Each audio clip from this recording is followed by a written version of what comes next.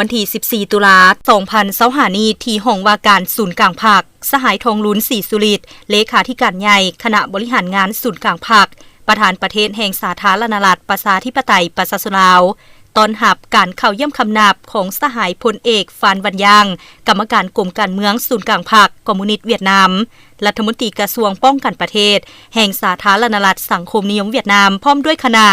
ในโอกาสที่คณะเดินทางมาเยี่ยมยามและเฮ็ดเวียกอยู่สาธารณรัฐประชาธิปไตยประชาชนลาวในระหว่างวันที่ 14-15 ตุลาคม 2025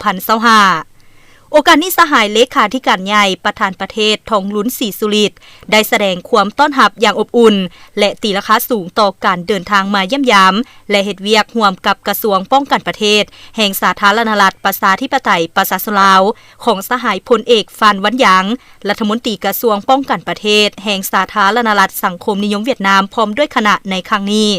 ซึ่งเป็นการประกอบส่วนอันสำคัญเข้าในการหัดแน่นสายพัวพันความสามัคคีพิเศษและการร่วมมือหอบด้านระหว่าง2พรรค2รัฐ2กองทัพและประชาชน2ชาติลาวเวียดนาม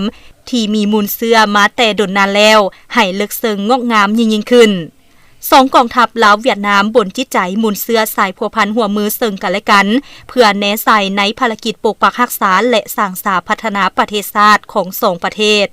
สหายรัฐมนตรีกระทรวงป้องกันประเทศแห่งสาธารณรัฐสังคมนิยมเวียดนามพลเอกฟานวันยางก็ได้แสดงความขอบใจต่อสหายประธานประเทศแห่งสาธารณรัฐประชาธิปไตยประชาชนลาวที่ได้ให้การต้อนรับอันอบอุ่นเต็มไปด้วยไมตรีจิตมิตรภาพสนิทสนม